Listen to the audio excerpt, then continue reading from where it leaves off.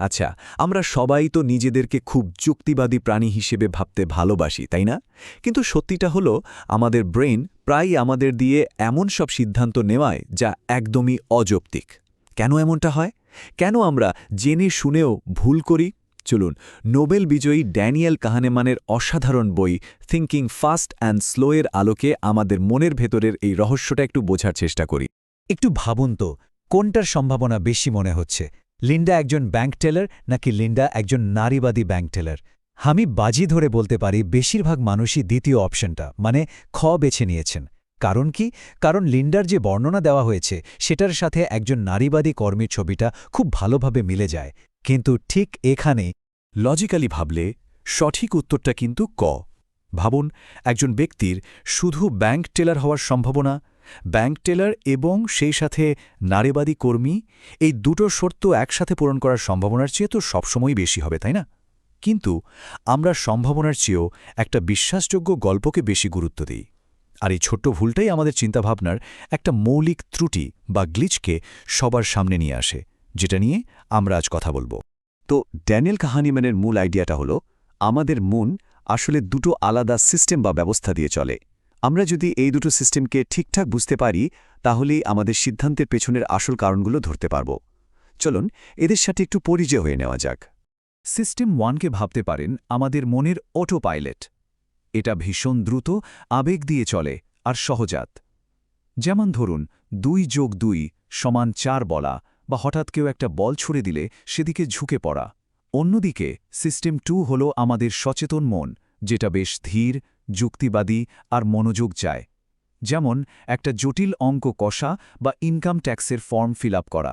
এই স্লাইডের উপমাটা কিন্তু দারুণ, তাই না? সিস্টেম 2 আসলে বেশ অলস। বেশিরভাগ সময় কি হয় জানেন? আমাদের সিস্টেম 1 তাড়াহুড়ো করে একটা সিদ্ধান্ত নিয়ে ফেলে, আর সিস্টেম 2 এর কাজ হয় শুধু সেই সিদ্ধান্তের পক্ষে যুক্তি দাঁড় করানো। মানে প্রভু ভাবছে সে সিদ্ধান্ত নিচ্ছে, কিন্তু আসলে সে দাসের কাজের সাফাই গিয়ে বেড়াচ্ছে। তাহলে ঘটনাটা কি ঘটছে?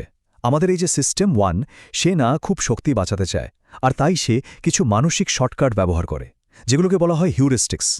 এগুলো বেশিরভাগ সময় আমাদের কাজ সহজ করে দিলেও প্রায়ই আমাদের কিছু সিস্টেম্যাটিক ভুল বা কগনিটিভ বায়াসের দিকে ঠেলে দেয়।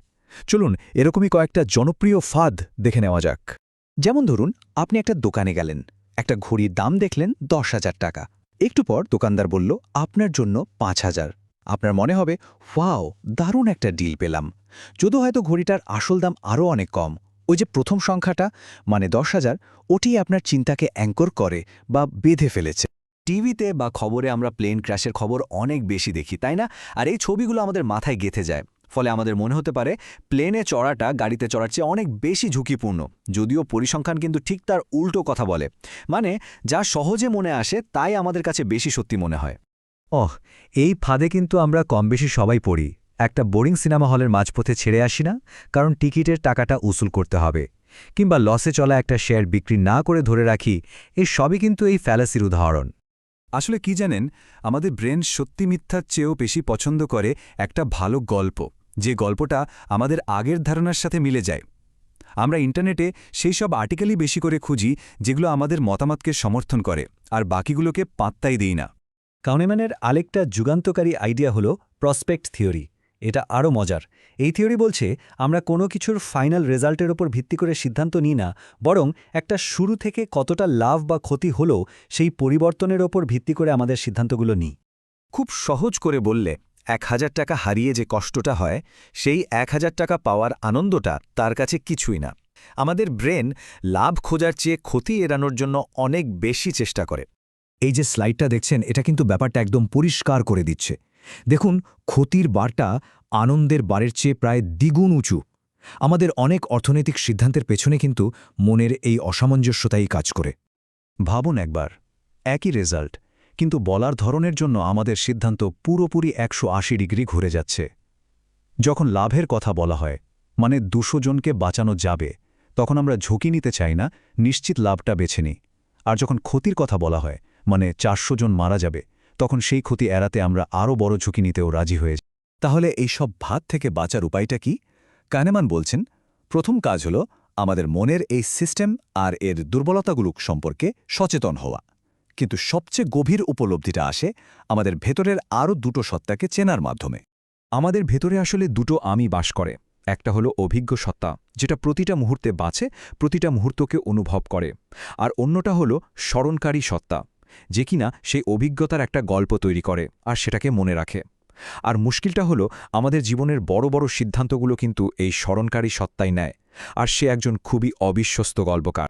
একটা বিখ্যাত গবেষণা দেখা গেছিল যে রোগীদের কোলোনোস্কোপি একটু বেশিক্ষণ ধরে হয়েছিল কিন্তু শেষে কষ্ট কম ছিল, তারা সেই অভিজ্ঞতাটাকে বেশি ভালো বলেছে তাদের তুলনায় যাদের কোলোনোস্কোপি তাড়াতাড়ি শেষ হয়েছিল কিন্তু শেষে কষ্টটা বেশি ছিল।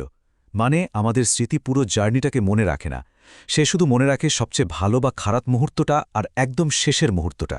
প্রাচীন দার্শনিক সেনেকার এই কথাটা কিন্তু আমাদের এই স্মরণকারী সত্তার জন্যই একদম পারফেক্ট। আমাদের স্মরণকারী সত্তা একটা ভালো গল্প চায়, যেখানে মনে রাখার মতো মুহূর্ত থাকবে, ভালেই তার স্থায়িত্ব কম হোক। সেই আমাদের জীবনের সবচেয়ে বড় সমালোচক।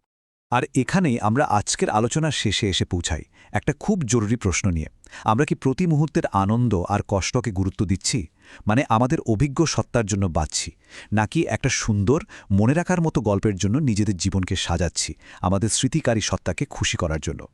এই দুটো সত্তার মধ্যে ভারসাম্য তৈরি করাটাই হয়তো আরও বিচক্ষণ হয়ে ওঠার আসল চাবিকাঠি।